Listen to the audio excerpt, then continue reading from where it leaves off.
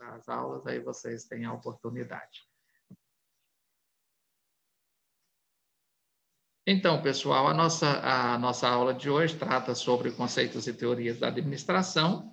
E aí, aqui nós vamos tratar desses conceitos e teoria a partir de dois teóricos. Muito embora temos alguns escritores que vão revisitar esses teóricos, mas nós vamos trabalhar mais a partir de Taylor e Fayol, que vamos discutir esses significados aqui e a teoria de administração, né? Não é TGA, né? Vocês devem já ter feito TGA, né? Teoria Geral de Administração, né? Aqui nós estamos discutindo algumas teorias dentro desse contexto da sociologia e da antropologia, ou seja, a história do homem dentro desse contexto, entender o homem dentro dessas organizações e entender as relações que se estabelecem dentro das organizações. Então, vamos lá. Temos, portanto, aqui o Chiavenato, não altera a forma como vocês pronunciarem, ele vai falar que as principais teorias que buscam explicar as mudanças provocadas no ambiente empresarial, ele vem trazer aqui essa questão dessas teorias. Portanto, nós vamos ver quais são essas teorias que o Chiavenato traz para explicar essas mudanças que são provocadas dentro de um espaço empresarial. E aí ele vai falar sobre essa administração científica, que enfatiza as tarefas do operário. Esta é uma das teorias que ele traz, né? Essa teoria aqui, inclusive, ela está ancorada na concepção positivista, né? Está dentro da administração científica, no entanto, dentro de uma concepção positivista, né?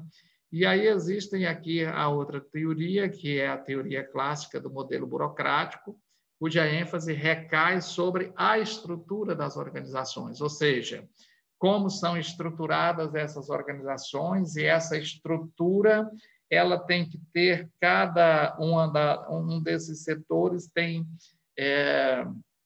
as suas funções bem definidas, e isso é definido muito a partir de preenchimento de formulários, a partir de ordens bem rígidas.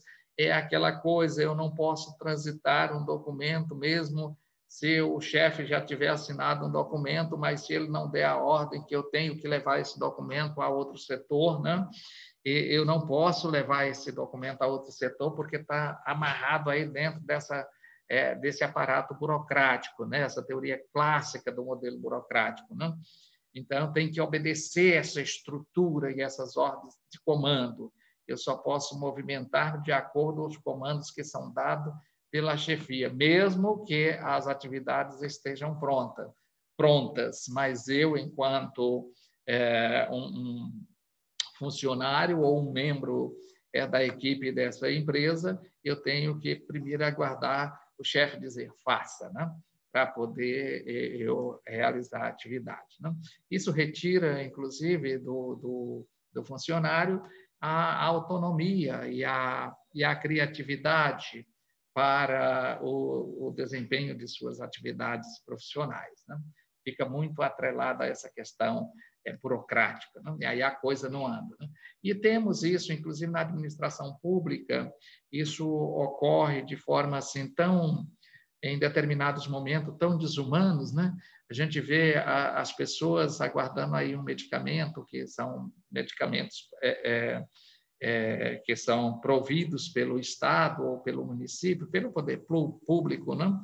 E por causa dessa questão burocrática existente, tem que se publicar um edital, tem que se fazer uma licitação, e aí, depois que tudo isso pronto, publica um edital que leva aí, no mínimo, 30 dias para as empresas concorrer. Faz essa licitação, as empresas têm aí, no mínimo, 30 dias para poder fornecer trazer a documentação para firmar os contratos. Depois de tudo isso, as empresas têm no mínimo 30 dias para poder oferecer a medicação, né? Disponibilizar a medicação. Isso é bem dessa questão burocrática. Enquanto isso, a pessoa que está esperando hoje vai ter que esperar aí, no mínimo, se a coisa acelerar, no mínimo 90 dias para poder ter acesso a essa medicação. Isso está dentro dessa questão aqui da teoria clássica e o modelo burocrático, cuja ênfase vai recair, de fato, nessa estrutura organizacional. E é necessário a burocracia? Sim, porque se não existir a burocracia, não há como se ter um controle. Lembram que nós falamos do controle ontem? A Eva Maria Lacatos fez uma colocação, e hoje, mas no final, no segundo bloco, nós vamos discutir um pouco mais sobre a questão do controle, da coordenação, vamos falar com mais ênfase mais para o final da aula, isto é, no segundo bloco da nossa aula de hoje, né? Então, uma vez compreendendo e discutindo um pouco essa questão clássica do modelo burocrático, nós temos aqui a teoria das relações humanas, com ênfase, ou seja, que ela enfatiza o papel das pessoas nas organizações. Essa aqui é uma teoria que ela valoriza as pessoas e, inclusive, vai dizer para a organização funcionar bem, as pessoas têm necessariamente que estarem bem. E para as pessoas estarem bem, esse espaço, e aí nós estamos falando tanto do espaço físico quanto o espaço social, porque as empresas, as organizações, elas são instituições sociais também, porque ali na empresa ocorrem relações sociais ali dentro da empresa. E aí nós temos essa discussão sociológica, se tem relações sociais entre os grupos sociais dos diversos setores, logo existem essas relações humanas. Então, as pessoas, essa teoria das relações humanas traz para as empresas que assim seguem essa teoria que é mais importante do que ter uma excelente estrutura, né? E mais importante do que termos todo um aparato burocrático, se as pessoas não se relacionarem bem nesses espaços, logo essas pessoas estarão insatisfeitas e as pessoas, nós sabemos perfeitamente disso, se estivermos desempenhando alguma atividade e não estivermos satisfeitos, não estivermos nos sentindo bem, seja sentirmos bem com nós mesmos, seja nos sentir à vontade no nosso espaço de trabalho, a nossa produção fica comprometida, né?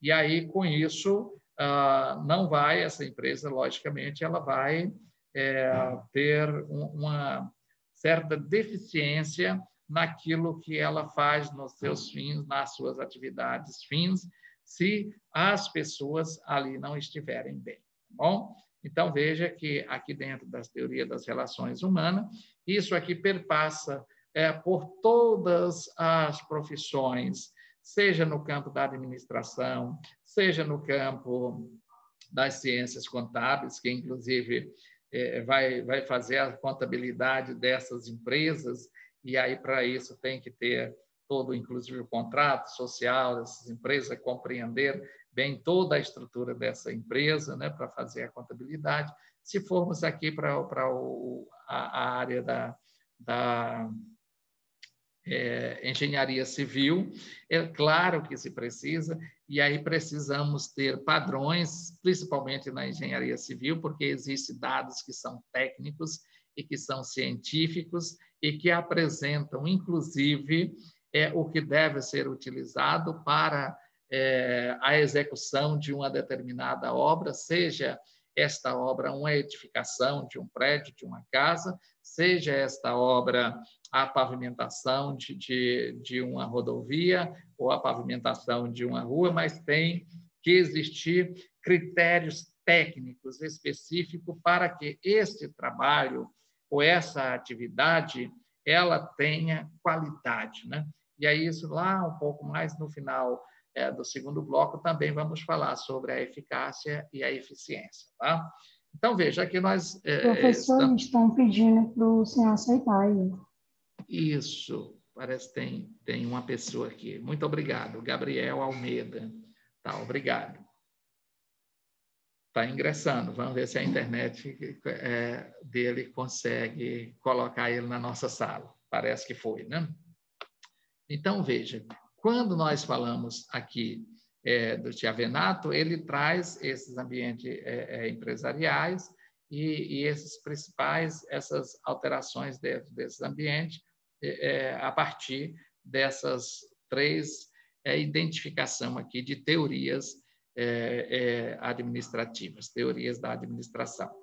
Então, vejam, aqui Frederick Taylor, ele que era engenheiro, né? Veja que nós estamos trabalhando com a teoria de alguém que é engenheiro, né? E era mestre de fábrica, né? Ele elabora, portanto, a sua teoria para levar em consideração aí a necessidade de ampliar o método científico, não? Aos problemas existentes na administração, com base em leis e regras e princípios claramente definidos, ou seja, tem que estar bem definido as regras, tem que estar bem definidos os princípios, para que a partir as leis de relações estabelecidas dentro dessa empresa têm que estar muito bem definidas, e aí, para isso, ele vai desenvolver a sua teoria, o Frederick Taylor, né? A partir do método científico, né? E aí, ao decorrer da nossa aula, nós vamos entender qual é essa teoria que ele vai ancorar para desenvolver o seu método administrativo. Portanto, veja aí que o Taylor ele cuidava apenas dos processos. Mais tarde, houve aí a consolidação dos seus métodos, após os bons resultados obtidos através da experiência, da experimentação, né? Chegou a caracterizar a caracterização dos princípios baseados na preocupação da observação científica dos fatos que diante deles se apresentava. Oliveira traz essa citação e essa interpretação do método utilizado por Taylor, né? Então, vejam, se ele passa aqui por a questão da experimentação, ou seja, vamos experimentar, de fato, se uma determinada produção vai, de fato, atingir os objetivos, né? E aí, a partir disso aqui, tem uma outra questão que ela é muito utilizada, principalmente nas ciências humanas, que é a questão da observação, né? Inclusive, tem pessoas que desenvolvem teses de mestrado tendo como método da sua pesquisa a observação, ou seja, ele tem as normas que estão estabelecidas para desenvolver determinadas atividades, então vai se observar para ver se essas normas e se as atividades que estão obedecendo essas normas, de fato, estão atingindo as finalidades e os objetivos propostos, não? E aí, para isso, após toda essa observação, vai-se criar categorias, né? Essas categorias que vão sendo criadas a partir dessa observação para ter uma prova ou uma comprovação de que, de fato, aquela produção que está ocorrendo, ela ancora-se dentro do conceito de ciência, né? Isso vocês verão com mais propriedade quando vocês estiverem Não sei se vocês já fizeram metodologia científica, ou iniciação científica, ou metodologia de pesquisa. São nomes diferentes, mas que estão direcionados para a mesma unidade curricular, que ela perpassa pelos mesmos objetos de aprendizagem, que é compreender o que é método, o que é metodologia, o que são instrumentos de coleta de dados, a estrutura de projetos. Vocês que vão concluir, ao concluir o curso, vocês têm que fazer um TCC, que é o trabalho de conclusão de curso. Para isso, para vocês fazerem esse TCC, antes vocês têm que elaborar um projeto definindo um objeto de estudo que vocês vão pesquisar, desenvolver uma pesquisa sobre esse objeto de estudo, para, a partir desta pesquisa, vocês poderem comprovar a veracidade das hipóteses, né? Que aí vai trabalhar com hipóteses, com justificativa, com objetivos, né? Então, isso é algo que vocês verão em metodologia científica, ou em iniciação científica, ou em metodologia de pesquisa, seja o nome que esteja posto na matriz curricular de vocês para essa unidade de conhecimento. Eu estou falando disso aqui porque eu também trabalho com metodologia científica, né? É uma das unidades curriculares que eu também trabalho. Portanto, já estamos fazendo aqui uma interdisciplinaridade entre a sociologia, a antropologia e a metodologia de pesquisa, porque estamos falando de Taylor, e o Oliveira fala sobre Taylor, e dentro de Taylor ele vai falar aqui desse método que ele utiliza como a experimentação para comprovar se, de fato, o modelo ou o paradigma que foi estabelecido para se atingir os objetivos da instituição, ou da empresa, ou da organização, se de fato funciona, né? Temos, portanto, aqui os princípios científicos básicos da teoria taylorista, né? São focalizados na figura do operário, né? Veja que está bem focada no operário como sendo esse elemento indispensável para o desenvolvimento da empresa. Observe que aqui, muito embora esteja focalizado na figura do operário, mas este operário ele tem que estar dentro de um contexto e de um espaço onde ele tenha qualificação para desenvolver uma atividade X, né? E aí sim, ele tem que receber treinamento, ele tem que receber qualificação, ele tem que ter formação a partir dos treinamentos e das capacitações para desenvolver a tarefa X dentro da empresa. Por que isso? Nós veremos um pouco mais adiante, que esse modelo que Taylor ele estabelece como sendo um princípio, uma teoria da administração, ele vai ancorar-se justamente no modelo positivista, na concepção positivista. E qual é a concepção positivista? É de uma linearidade dos acontecimentos. Então, tem que perpassar por algo que não vai, como a gente fala aqui, não vai queimar a etapa, né? Tem que ir passando por todas aquelas etapas que estão sendo definidas ali para poder se atingir o objetivo específico, né? Veja, então, que o operário deve se colocar em condição de seguir as regras que são estabelecidas, a fim de que se atinjam os objetivos da organização, como eficiência, qualidade e precisão, dentre outros. Ou seja, tem que ser eficiente, tem que se atingir a eficiência, tem que se atingir a qualidade que é esperado, né? Porque a partir da qualidade naquilo que é produzido, seja um produto de consumo, ou seja uma prestação de serviço, mas tem que ter qualidades, porque se não existir qualidades, então eu não vendo o meu produto, né? Portanto, dentro desse contexto, na teoria de Taylor, ele vai fazer vai seguir esse rigor, esse princípio científico básico, que é a teoria taylorista, e vai focar, de fato, no operário, mas tendo que esse operário está, de fato, obedecendo às regras e às normas que são colocadas pela organização, tá? Para se atingir a qualidade e a precisão, entre outras questões que sejam estabelecidas pela organização.